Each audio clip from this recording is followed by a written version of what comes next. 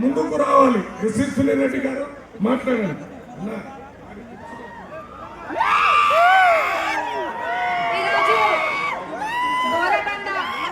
ముఖ్యమంత్రి గారు ఇక్కడికి రాబోయే సందర్భంలో ఇక్కడ వేదిక మీద ఉన్న మంత్రులకి, మన టిపిసిసి అధ్యక్షులకి, అట్లనే గౌరవ ఎంపీ గారికి, సాటి ఎమ్మెల్యేలందరికీ, అందరికన్నా ముఖ్యంగా ఇక్కడ ఉన్న పోరబండ ప్రజలందరికీ, మా అక్క చెల్లెళ్ళ అన్న తమ్ముళ్ళకి, బాయ్ బహన్ సబ్ లోగోं को नमस्कार।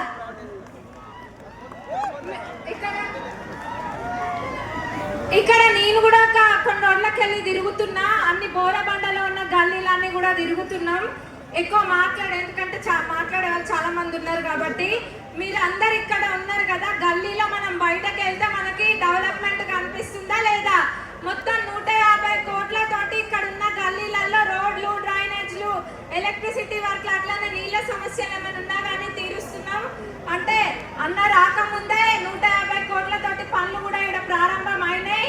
ఇంకా రాబోయే రోజులలో పైన కాంగ్రెస్ సర్కార్ మళ్ళీ ఇక్కడ మనకు కాంగ్రెస్ ఎమ్మెల్యే ఉంటే డెవలప్మెంట్ కూడా గతంలో ఎన్నడూ లేని విధంగా డెవలప్మెంట్ చేసి చూపిస్తాం. బోరబండల 10 సంవత్సరాలలో కూడా కాని రోడ్లు ఇప్పుడు చాలా మటుకు అవుతున్నాయి. ఇంకా మన మైనార్టీ సోదరులకు అందరికీ కూడా చాలా మంది కుట్టు మిషన్లు కూడా వచ్చినాయి. అన్నిటికన్నా ముఖ్యంగా ఇంటికి పోయినా ఒకటే చెప్తున్నా, మాకు 200 యూనిట్ల కరెంట్ ఫ్రీ వచ్చింది. ఎన్నడూ లేని 10 సంవత్సరాలు రాని రేషన్ కార్డులు ఈ రోజు వస్తున్నాయి. అంటే అది కాంగ్రెస్ ప్రభుత్వం చల్వ సన్నబియ్యం అవన్నీ కాబట్టి ఒక్కటే ఇక్కడ 100% జూబ్లీ హిల్స్ లో డెవలప్మెంట్ చేసి చూపించే బాధ్యత కాంగ్రెస్ గవర్నమెంట్ ది. ఆల్రెడీ 150 కోట్లతోటి పనులు అవుతున్నాయి. ఒక్క అవకాశం నవీన్ యాదవ్ అన్నకి ఇవ్వండి, ఖచ్చితంగా ఇక్కడ మళ్ళా అన్ననే గెలుస్తాడు.